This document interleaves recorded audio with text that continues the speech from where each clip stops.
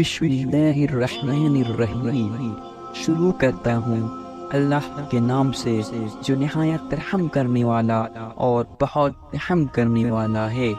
السلام علیکم ورحمۃ اللہ وبرکاتہ۔ دوستو، آج ہم دنیاوی تاریخ کا ایک ایسا واقعہ جانیں گے جسے سن کر آپ کے ہوش اڑ جائیں گے۔ جی ہاں، جب دو انسانوں نے زنا کیا اور اللہ تعالیٰ نے انہیں پتھر کا بنا دیا، ایک ایسا عجیب و غریب واقعہ جو آپ کے رونگٹے کھڑے کر دے گا۔ محترم عزیز دوستو، یہ واقعہ کیا تھا، کیوں ہوا، یہ مرد اور عورت کون تھے جنہوں نے ایک مقدس جگہ پر زنا جیسا گناہ کیا اور اللہ تعالیٰ نے انہیں پتھر کا بنا دیا؟ اس واقعہ کو جاننے کے لیے ہمیں تاریخ میں پیچھے جانا ہوگا۔ آپ سے گزارش ہے اس واقعہ کو پورا ضرور سنیے گا۔ تو چلیے شروع کرتے ہیں۔ اس کے لیے ہمیں اس زمانے میں جانا ہوگا جب حضرت اسماعیل علیہ السلام اور ان کی والدہ بیوی ہاجرہ زمزم کے پانی کے قریب اپنی زندگی گزار رہے تھے۔ اس دور میں عرب زمین پر پینے والے پانی کا ملنا ایک ناممکن سی بات تھی۔ صحرا اور سوکھے پہاڑوں اور زمین پر پانی ایک بوند کا ملنا حال تھا۔ عرب کے لوگ میٹھے پانی کی چشمہ اور کنویں کی تلاش میں صحرا اور وادیوں میں مارے پھرتے تھے۔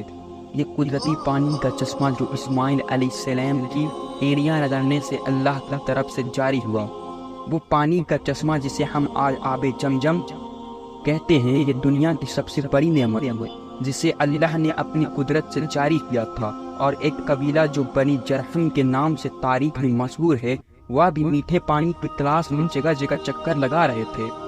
جب وہ قبیلہ صفا اور مروہ پہاڑی کے قریب سے گزرنے لگے، یعنی جہاں حضرت ہاجرہ اور ان کے بیٹے حضرت اسماعیل تھے، جہاں اللہ نے حضرت اسماعیل کے ایڑیا کے پاس سے آب زمزم کو جاری کیا تھا، تب ان لوگوں نے وہاں چاروں طرف سے پرندوں کو اڑتے دیکھا۔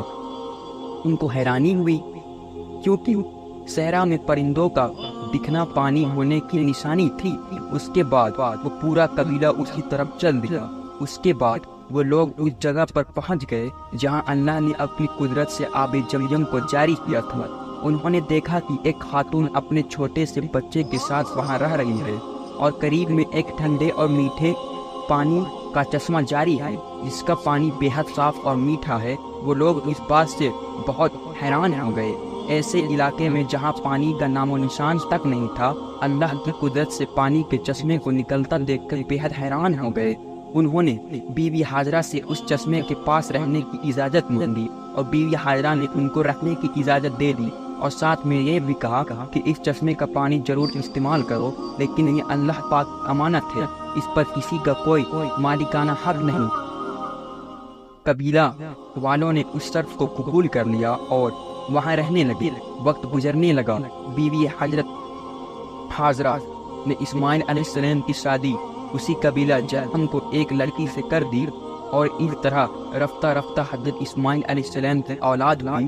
وہ ان کی اولاد وہاں پلی بڑھی، اور اس طرح کچھ وقت کے بعد مکہ، جس کا نام پہلے بقا تھا، وہ ایک بڑی آبادی والا شہر بن گیا۔ قبیلہ جرحم والے کافی عرصے تک سیدھے راستے پر رہے، لیکن پھر دھیرے دھیرے ان کے اندر برائیاں پیدا ہونے شروع ہو گئی۔ اب انہوں نے کعبہ شریف کا انتظام سنبھال لیا۔ وہ حج کے لیے آنے والے لوگوں سے ملنے والا حلقہ یعنی رقم خود لینے لگے اور اللہ کی نافرمانی کرنے لگے، اور اس طرح دھیرے دھیرے وہ لوگ گناہ کرتے گئے۔ تب اللہ پاک نے ان کو سزا دینے کے لیے ان سے زمزم کا پانی چھین لیا اور زمزم کا پانی سوکھ گیا۔ وقت گزرنے کے ساتھ ساتھ زمزم کے نام و نشان تک مٹ گئے۔ اب کسی کو معلوم نہیں تھا کہ یہاں پر کوئی زمزم کا چشمہ ہوا کرتا تھا۔ اسی قبیلہ کا ایک شخص جس کا نام مجازن بن عمر تھا، بہت ہی نیک اور پرہیزگار شخص تھا۔ اس نے وہاں کے لوگوں کو بہت سمجھایا، انہیں اللہ کے عذاب کے بارے میں بتایا، لیکن اس قوم پر کوئی اثر نہ ہوا۔ جب یہ قبیلہ اپنے برے کاموں میں سے باز نہیں آئی، تب ایک رات مجامن نے سوچا کہ یہ لوگ جس طرح کعبہ شریف کے پیسوں کو کھانے لگے ہیں، کسی دن یہ لوگ حج کرنے کے لیے آنے والوں کی طرف سے چڑھائے گئے قیمتی سونے چاندی کو بھی چرا لیں گے۔ مجاجن نے رات کے وقت اپنے بیٹے کو ساتھ لیا اور کعبہ کے اندر موجود سونے کے قیمتی हदिये को लेकर जिस जगह जमजम का चश्मा हुआ करता था उसी जगह खुदाई करके ये सब कीमती हदिये वहाँ पर छुपा दी। अब जैसा कि अल्लाह ताला किसी कौम के बिगड़ने पर उस कौम को किसी दूसरी कौम के हाथों अजाब देता है, अल्लाह ने उस कौम को भी अजाब देने का फैसला कर लिया। और एक कबीला जिसका नाम बनी ख्वाजा था, अल्लाह ने उसको उन लोगों पर मुसल्लत कर दिया। बनी ख्वाजा वालों ने बनी जरहम के लोगों को मार मार कर मक्का से निकाल दिया। उनके कबीले की बड़ी तादाद में लोगों को कत्ल कर दिया और इस तरह अपनी जान बचाकर बनी जरहम के लोग यमन और में आबाद हो गए। उसी जमाने में उस कबीले में एक लड़के और एक लड़की ने जन्म लिया। लड़के का नाम इसब बिन यला था और लड़की का नाम नायला बिनते जैद था।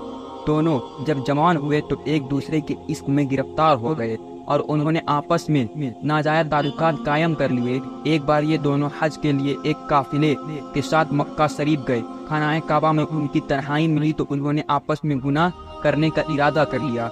जैसे ही उन्होंने आपस में गुनाह जिना किया, अल्लाह का अजाब उन पर तुरंत नाजिल हो गया। ये दोनों फौरन पत्थर के बूत बन गए। उन दोनों ने जिस जगह पर गुनाह किया था वो जमीन का सबसे मुकद्दस जगह था, यानी खानाए काबा। जैसे ही उन्होंने गुनाह किया उसी वक्त उनके जिस्म पत्थर से बन गए। उनकी रूहें कब्ज कर ली गई और गोश्त के गोश्त जिस्म पत्थर के बनते चले गए। उस वक्त उनके करीब कोई नहीं था, इसलिए जो कुछ उन पर गुजरी होगी वो उनके सिवा कोई नहीं जानता। ये तारीख का इंतहाई अजीबो गरीब और खौफनाक वाक़या था। दो जिंदा इंसान जिनमें से एक मर्द था और दूसरी औरत अज़ाबे इलाही के तहत पत्थर के बन गए थे। लेकिन इससे आगे जो हुआ वो आपके रोंगटे खड़े कर देगा। कुछ देर गुजरे तो उधर से किसी का गुजर हुआ।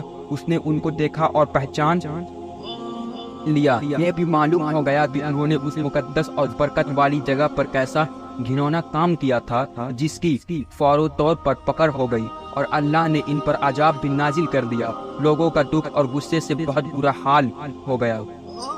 इन दोनों पत्थर के बूतों को इबरत का निशान बनाने के लिए उस जमाने के कुछ इल्म वाले और नेक लोगों ने उनको उस मुकद्दस जगह से उसी इलाके में एक दूसरे से काफी लंबे रास्ते पर आमने सामने कर लिए। उसके बाद इस मुकद्दस मुकाम पर 6 आने वाले लोगों के लिए ये जरूरी कर दिया गया कि इन दोनों बूतों को जूते मारते हुए गुजरा जाए, ताकि देखने वाले लोगों के जहन में इनका किया हुआ गुनाह ताजा रहे और लोग इससे सबक हासिल करते रहे। और जो भी उस वक्त मुकद्दस मुकाम पर आता तो उनको जूते मारते वहां से जाता। वक्त गुजरता गया। 150 साल तक यही सिलसिला चलता रहा। इसके बाद कुछ वक्त गुजरा तो कई नई आने वाली नस्लों ने धीरे धीरे उन बूतों को जूतों से मारना छोड़ दिया। शैतान ने उनके दिमाग में ये बात डाली कि ये तो इबादत का हिस्सा नहीं, तो उन्होंने जूतों से मारना जरूरी भी नहीं बल्कि उसने बजाय इनको थप्पड़ मारकर गुजर जाए, जिससे ये पता चलता रहे कि हम उनसे नफरत करते हैं और उनके किए हुए गुनाह का ख्याल भी लोगों को दिमाग में मौजूद रहेगा। वक्त के साथ साथ ये थप्पड़ भी हल्की सी चपत में तब्दील होने लगी और फिर अलामती तौर पर उन बूतों को सिर्फ छू कर गुजरने का सिलसिला शुरू हो गया। शैतान ने एक बार फिर लोगों को बहकाया। अब लोग उन बूतों को इस नियत से छूते कि वो उनसे नफरत करते हुए थप्पड़ मार रहे हैं, लेकिन साथ अपने लिए उन बूतों से दुआ भी मांगते। शैतान ने उनके दिमाग में ये बात बैठा दिया, अगर तुम इन बूतों को नफरत से छूते हुए दुआ मांगोगे तो तुम्हारी दुआएं जल्दी कबूल होंगी। यहाँ पर शैतान की मक्कारी देखिए कि कैसे धीरे धीरे लोगों के दिमाग को गुनाह की तरफ बदल देता है। जब लोगों के साथ कुछ अच्छा हो जाता है तो शैतान उनको समझाता कि तुम्हारा ये काम इसी वजह से हुआ कि तुमने बूत को छू कर दुआ की थी। गुजरने के साथ साथ आने वाली नस्लों की सोच बदलती चली गई और अब वो बूतों को छू कर दुआ जरूर मांगते हैं, लेकिन उनके अंदाज में उन बूतों के लिए अकीदत और एहतराम आने लगा था। और फिर वो वक्त भी जल्द आ गया जब एक बदबख्त ने उस बूत के आगे उसे अपना खुदा मानकर उसी से दुआ मांगने लगा। जूते मारने शुरू होने वाली दास्तां थप्पड़ मारने से अकीदत से छूटी हुई बाकायदा इबादत तक चली गई। अब इन दोनों बूतों की बाकायदा इबादत की जाने लगी, उनसे मन्नतें और मुरादें मांगी जाने लगी। इतने बड़े गुनाह के अंजाम में गिरफ्तार दोनों बूतों को खुदा बना लिया गया। उन बूतों को सजदे किए जाने लगे ان کے سامنے قربانی کی جانے لگی اور ان کو بڑے بھوتوں میں شامل کیا جانے لگا۔ پھر یہ اندھیری رات اور زیادہ گہری ہوتی چلی گئی۔ پھر اللہ نے ہدایت کا سورج طلوع کیا جس سے وہ پورا شہر جگمگا اٹھا۔ حضور پاک صلی اللہ علیہ وسلم کی ولادت پاک ہوئی۔ آپ نے دینی تبلیغ کا کام شروع کیا۔ اسلام عرب میں پھیلتا چلا گیا، یہاں تک کہ اسلام کفر پر غالب ہو گیا۔ حضور پاک صلی اللہ علیہ وسلم نے سب سے پہلے مکہ کو فتح کیا۔ آپ صلی اللہ علیہ وسلم مکہ کے اندر گئے، تمام بتوں کو توڑا۔ آپ بتوں کو توڑتے جاتے اور فرماتے جاتے حق آ گیا اور باطل بھاگ گیا۔ باطل تو ہے ہی مٹنے والا۔ اللہ کے نبی صلی اللہ علیہ وسلم نے تمام بتوں کے ٹکڑے ٹکڑے کر دیے جو اپنے گناہ کی وجہ سے پتھر کے بنا دیے گئے تھے، ان کو ٹکڑے ٹکڑے کر دیا جو اپنے گناہ کی وجہ سے پتھر کے بنا دیے گئے تھے، اور تمام بتوں کو چھوڑ کر مکہ سے باہر پھینکوا دیا۔ اس طرح پورا عرب دین اسلام سے جگمگا اٹھا۔